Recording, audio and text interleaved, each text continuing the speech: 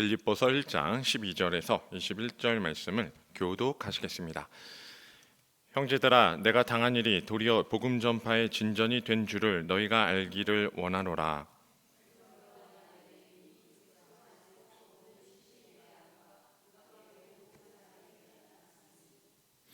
형제 중 다수가 나의 매임으로 말미암아 주 안에서 신뢰함으로 겁없이 하나님의 말씀을 더욱 담대히 전하게 되었느니라.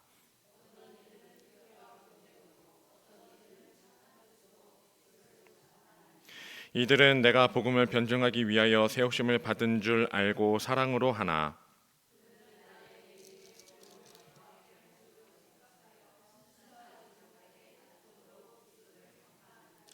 그러면 무엇이냐? 거칠애로 하나 참으로 하나 무슨 방도로 하든지 전파되는 것은 그리스도니 이로써 나는 기뻐하고 또한 기뻐하리라.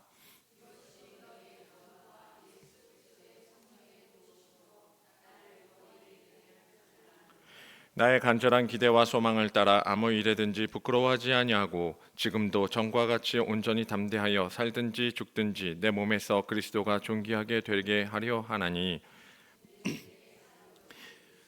죽는 것도 유익함이라. 아멘.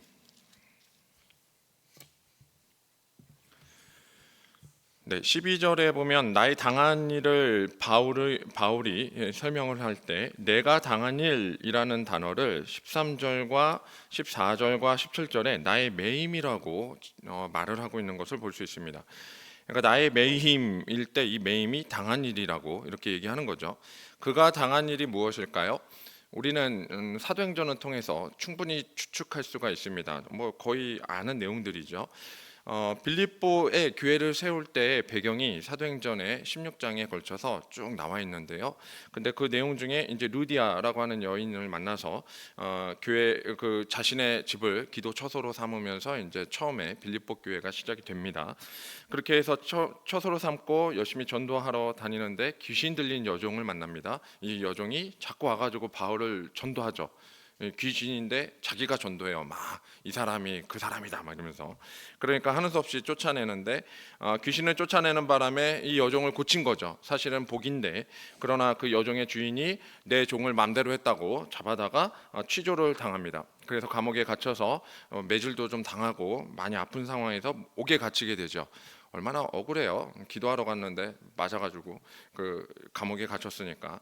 거기다가 착고까지 찹니다.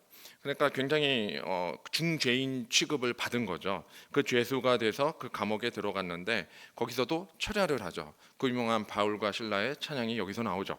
그래서 철야를 하면서 찬양하는데 우리도 잘 아는 옥고가 다 열려버려요. 완전히 그냥 막 다 열려버립니다.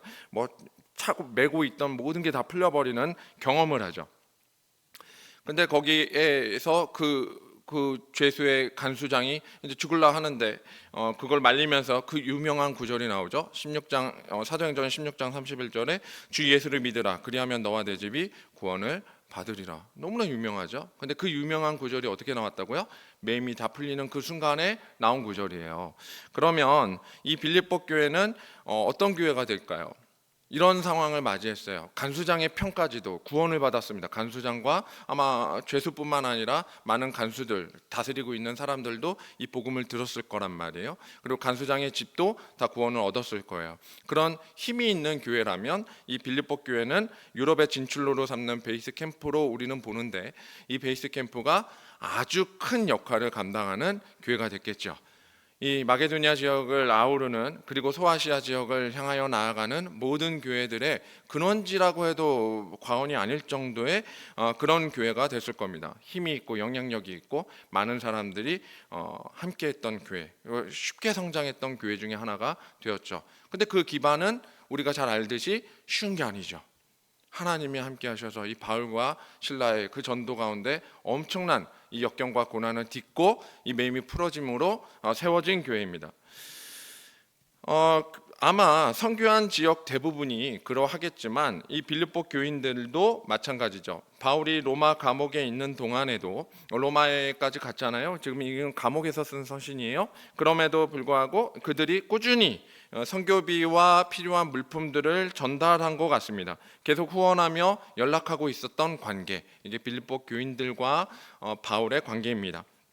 그래서 빌립보 교회 선교 이후에 바울의 2차와 3차 선교에서 당한 일들을 이 빌립보 교인들도 아마 대부분이 알고 있었던 것 같습니다. 아마 이 소식들을 서로가 연락하면서 알게 된 것 같아요. 그래서 소식이 걱정이 되는 이야기들을 막 전달을 하는 거죠.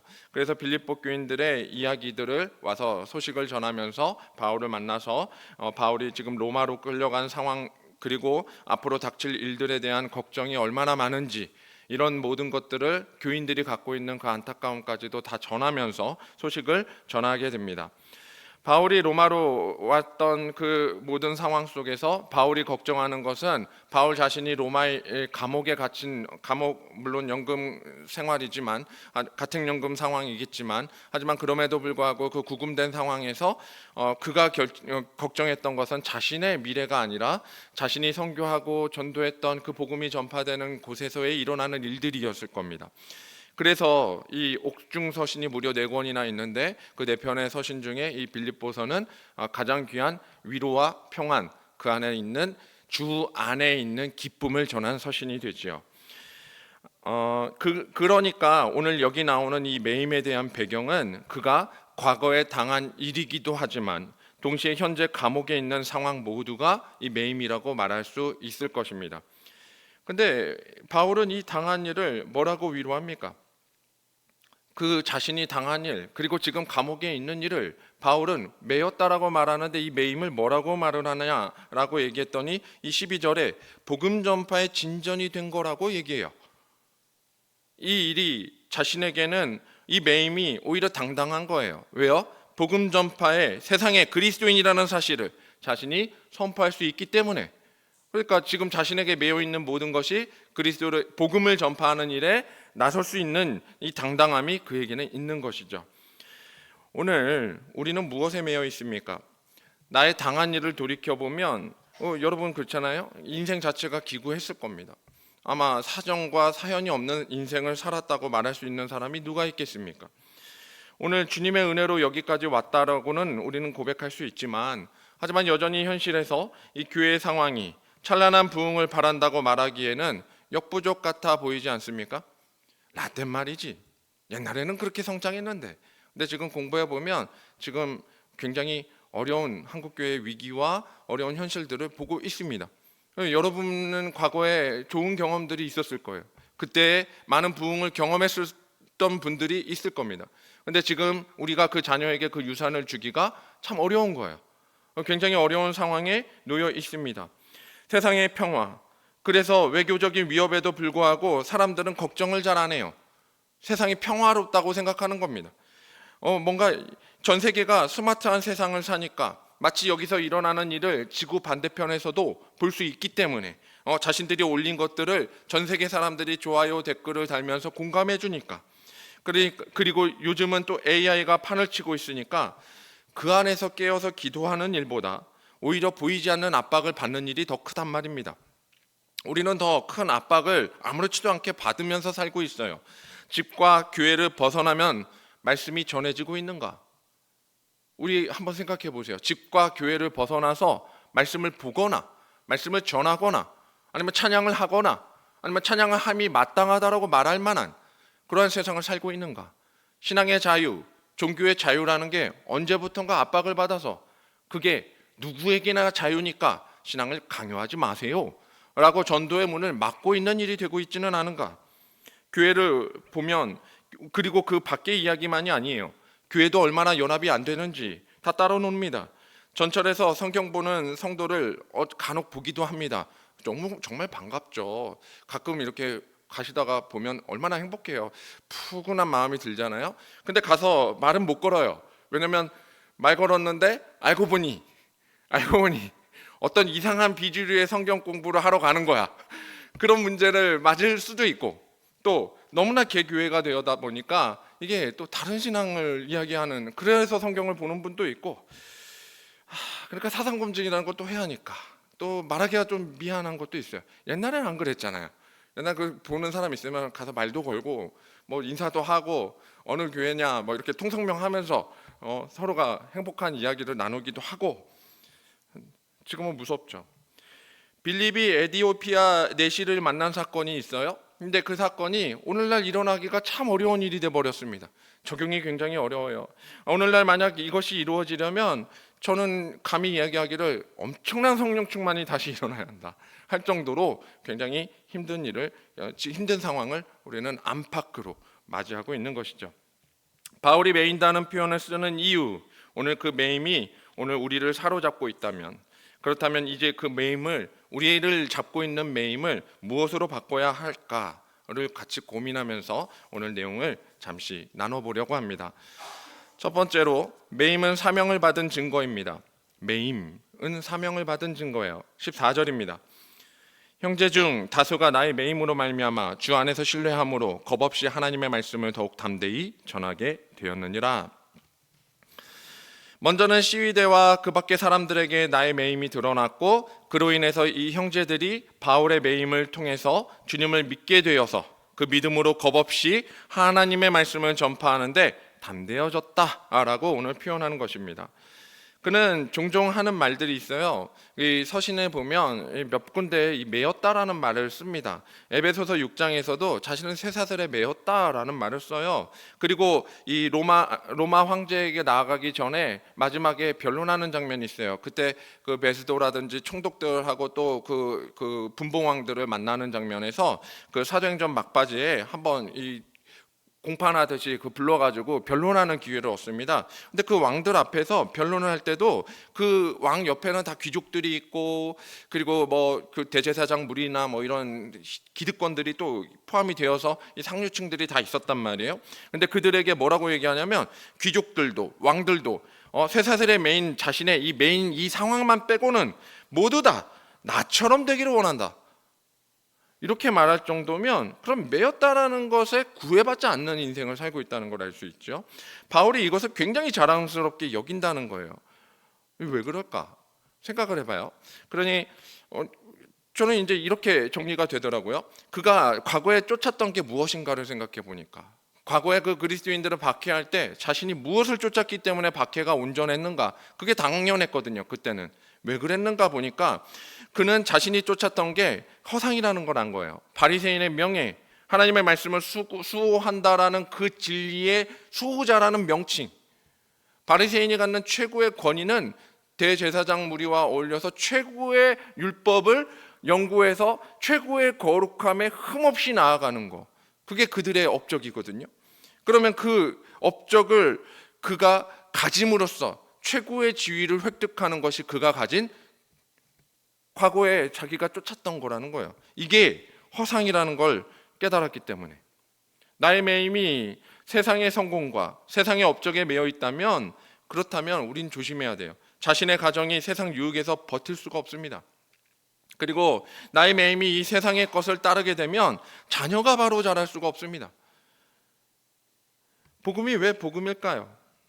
복음 전파가 왜 사명일까요? 그 이유를 찾지 않으면 우리는 늘 보이는 현상에서 흔들릴 수밖에 없는 것입니다. 제가 그 아이가 영어를 너무 못해가지고 그 중학교, 고등학교 갔는데 이제 대학은 가야 하잖아요. 그러니까 뭐라도 성적은 중간은 나와서 자기가 뭔가를 해야겠다 해서 영어 학원을 보내봐야 소용없다는 걸 어느 정도는 단단히 마음을 먹고 보냈습니다. 그러니까 친구들도 가고 하니까 친구들하고 좋은 시간 보내라고, 사실은 저는 보냈지만 제 아내는 그렇게 생각은 안 하는 것 같아요. 공부를 잘했으면 하고 맨날 뭐라 하더라고요. 근데 아무튼 보냈어요. 가서 이 학원 선생님이 이제 중간고사, 기말고사가 되니까 뭘 하냐면 주일날 보충을 한다는 거예요. 근데 당연하죠. 뭐 내신 성적 내야 또 학원도 업적이 되니까 다 이해가 되더라고요. 그래, 왜 주일날 학원 가는지가 이 아이를 학원 보내보니까 아는 거예요. 학원비도 아깝고 그 성적도 나왔으면 좋겠는 그 마음이 얼마나 큰지를 알겠는 거죠. 근데 주일날 아침에 아이가 주중에 얘기하는 거야. 주일날 아침에 오래. 9시에 오라는 거야. 9시에. 너무하잖아요. 말도 안 되죠. 교회도 그렇게 와본 적이 없는 애가 어떻게 그 학원을 그렇게 갑니까? 그래서 못 간다고 했어요. 그러니까 학부모한테 전화가 온 겁니다. 왜 못 보내냐. 부모의 생각이 이제 아이가 말한 것은 못 믿으니까 부모님께 원장님이 전화가 왔어요. 그래서 그 아이 성적 괜찮냐, 좀 성적 올리려면 좀 공부 더 해야 한다. 그 말 들으면 무슨 생각이 들겠어요? 아이가 성적을 올리려면 9시에 가야 한다는 공식이 성립되는 거죠. 거기다가 그냥 편하게 얘기했어요. 지금 성적보다 더 중요한 게 있다. 그걸 하고 그래도 성적을 올리고 싶으니까 오후에라도 보내겠습니다. 이렇게 했어요. 내가 점심 먹고 보내겠다. 국수는 먹고 가야 하잖아요. 꼭 먹고 가야 돼. 했어요. 지금 잘만 따라갑니다. 물론 성적이 올랐다는 얘기는 아니에요. 근데 학원 수업을 잘 따라가고 있어요. 그래, 아이한테 얘기했어요. 너무나 쉽게 얘기했죠. 야, 오후라도 가는 건 정말 부모로서 어쩔 수 없다라고 선택하지만, 하지만 너가 생각을 잘해야 돼. 너가 너의 하나님을, 너의 하나님, 그러니까 나의 하나님을 온전히 영광 돌리는 방식으로 네가 오후에 공부에 간다면 나는 그건 허락할 수 있어. 근데 그게 아니라 막연하게 학원에서 오라고 해서 간다는 건 세상에 휩쓸리는 거니까 너 차라리 그럴 거면 학원 안 보내겠어. 저는 물론 목사니까 그렇게 얘기하지만 생각이 들더라고요. 오늘날 많은 유혹에서 이 자녀를 키우는데 무엇이 먼저인지 모르면 과연 이런 선택이 쉽게 될까 생각이 드는 거예요. 우린 그렇습니다. 복음이 왜 복음인지를 모르면, 복음 전파가 왜 사명인지를 모르면 우리는 늘 보이는 현상과 충돌할 수밖에 없다는 거예요. 그리고 보이는 현상에서 늘 흔들릴 수밖에 없습니다. 사랑하는 성도님들, 이 수요 예배와 수요 전도대, 이 자리를 지키시는 성도님들의 이 믿음을 의심하지 않습니다. 저는 적어도 하나님 앞에 바로 섰다고 생각합니다. 그 이유도 확실해요. 왜냐하면 여러분이 지금 이 자리에 있기 위한 무엇인가에 분명 매여 있기 때문이죠. 그 매임이 오늘 이 자리를 나오게 만드는 거예요. 나에게 있는 이 매임이 곧 주님을 바라보게 만드는 겁니다. 그렇기 때문에 저는 그 매임을 이렇게 정의할 것 같아요. 여러분 분명히 주님의 사랑을 느꼈을 거예요. 그 사랑을 느꼈기 때문에 오늘 이 자리가 와야 되는 자리가 되어버린 거예요. 저는 주님의 십자가가 하신 일이 바로 나 때문임을 여러분들은 만났다고 생각해요. 알았다고, 그걸 깨달았다고 생각하기 때문에 이 자리가 누구보다 소중하고 이 자리를 지켜야 한다라고 생각합니다. 아마 그것이 여러분을 매이게 하는 한 이유가 되었을 거예요. 그래서 오늘 이 자리를 나오게 했을 겁니다. 주님의 사랑을 기억하십니까? 그렇다면 이제는 내 양을 먹이라고 사명을 주시는 주님께 이 베드로처럼 우리도 우리의 믿음을 고백할 수 있어야겠습니다. 주님, 내가 주님을 사랑하는 줄 주께서 이미 아시나이다. 첫째, 매임은 사명을 받은 증거입니다. 두 번째, 매임은 주님을 향하여 나갈 수 있는 동기입니다. 저는 좀 더 심하게 표현하면 원동력이라고도 쓰겠는데 아무튼 동기예요. 매임은 주님을 향하여 나갈 수 있는 동기입니다. 주님을 소망하게 만드는 힘이라고도 말할 수 있고 세상의 모든 장애를 극복하는 힘이라고도 말할 수 있을 것입니다. 15절에서 17절인데요. 어떤 이들은 투기와 분쟁으로, 어떤 이들은 착한 뜻으로 그리스도를 전파하나니 이들은 내가 복음을 변증하기 위하여 세우심을 받은 줄 알고 사랑으로 하나 그들은 나의 매임에 괴로움을 더하게 할 줄로 생각하여 순수하지 못하게 다툼으로 그리스도를 전파하느니라. 바울의 매임을 보니까 이 바울의 매임을 본 사람들이 두 부류로 나와서 설명을 해요. 그러니까 두 부류로 이 바울의 매임에 대해서 왈가왈부하는 거죠. 선의에 의한 자들은 우리가 잘 아는 이 좋은 말들을 하는 거기 때문에 또 우리에게도 해당되는 내용이니까 더 설명할 필요가 없을 것 같아요. 아마도 이 시간도 말씀을 들으면서 예배에 치워지는 이 푸근한 마음이 서로를 돌보는 데까지 나아간다면 그 선의에 의해서 말하는 부류에 오늘 저와 여러분이 포함됐다라고 말할 수 있을 것입니다. 문제는요, 이 투기와 분쟁으로 하는 자들이에요. 이들은 바울을 인정하는 척하면서도 동시에 바울에게 부족한 무엇인가를 찾아내는 족속입니다. 그래서 미진한 점을 자기가 채워가지고 완전한 교회란 무엇인가? 여기까지는 옛날에 누가 했고 지금은 이것을 더 해야지 라고 하면서 교회에서 뭔가 난 척, 더 복음에 대해서 아는 척, 그리고 그것을 전해야 된다라는 사명을 가지고 바울 이후에 더 대단한 인물인 척 얘기하는 사람입니다. 그러다 보면 어떤 문제가 생기냐면 그 전 사람의 어떤 문제를 비판하게 되죠. 일부러 찾는 거예요. 일부러 못한 점들을 찾아서 지적하는 겁니다. 우리가 과거를 캐면 멀쩡하신 분이 없잖아요. 그렇죠? 과거를 들추어내면 힘들어요.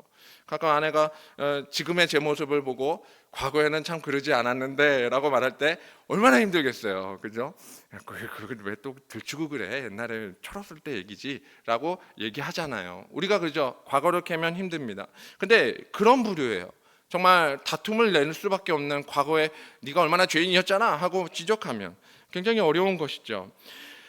사도뿐만 아니라 교회에서 신앙으로 또 성령의 능력으로 여러분 잘 되는 사람, 잘 섬기는 사람들을 보면 그 옆에서 배 아픈 사람들이 있어요. 자기는 그렇게 못하니까 그 잘하는 사람을 향해서 꼭 그 어떤 문제를 말을 해요. 그 사람은 그래서 그렇게 되는 거야. 다툼을 일으키는 것이죠. 무엇인가 말을 해가지고 자꾸 어떤 분란에 조장을 하는데 자기는 아니라고 얘기하는 거예요. 누구 성도 있잖아, 그렇게 안 봤는데 지난주에 무슨 일 한 줄 알아? 비밀이야 이러면서 막 얘기를 해요. 비밀인데 다 알려줘.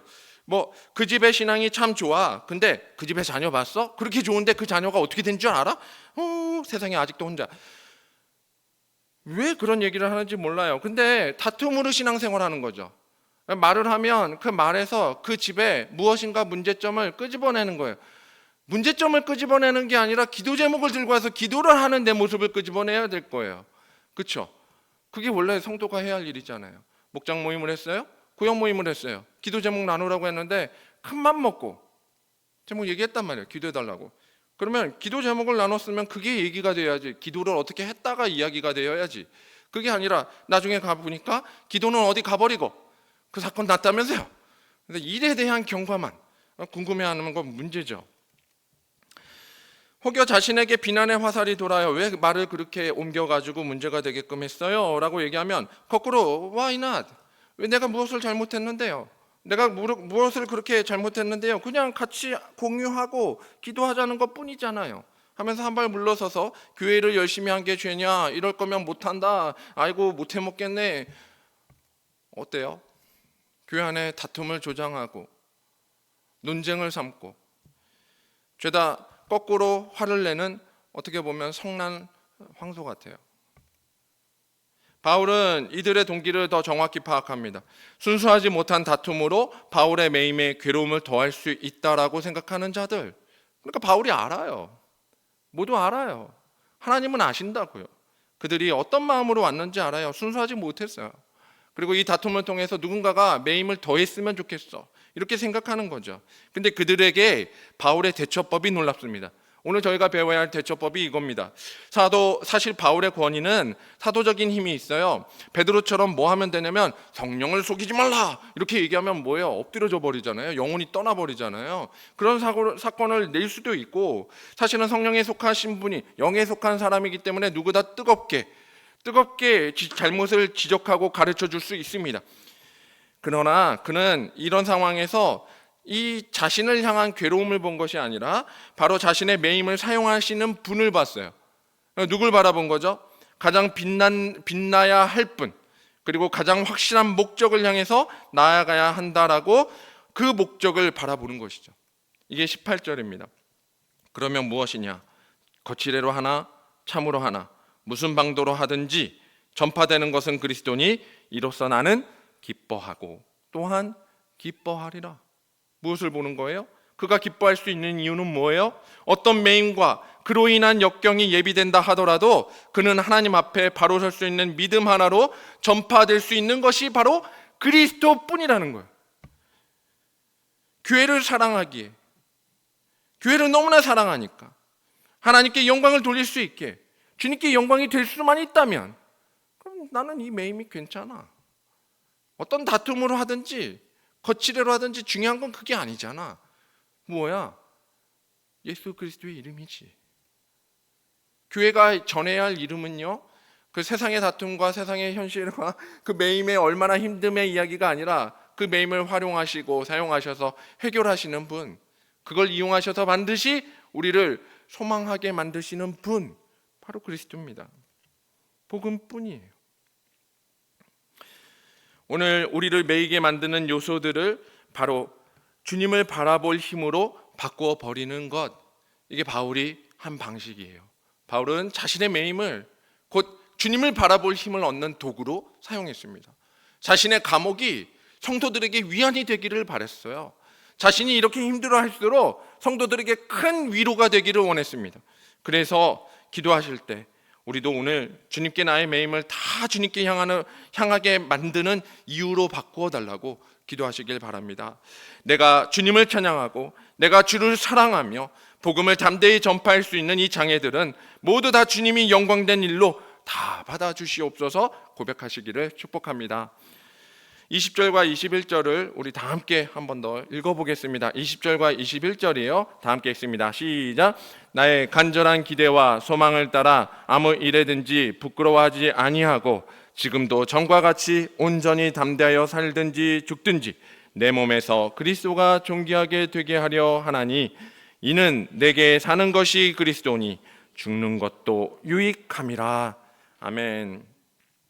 이 본문만 딱 떼서 보면 그러면 이 본문은 암송구절이자 위대한 본문이자 우리도 너무 본받고 싶은 본문이 됩니다. 그러나 저는 이 본문에 대한 이해를 조금 더 깊이 하기 위해서 이 앞절을 일부러 설명을 드렸어요. 바울이 어떻게 이런 고백을 할 수 있는가 라는 배경을 설명하기 위해 이 매임이라는 단어를 쓴 겁니다. 바울은 이 매임을 이 고백을 위한 장치로 사용했다는 것이죠. 바울의 매임이 갖는 의미를 이해해야 우리도 오늘 이 고백을 할 수 있을 것 같습니다.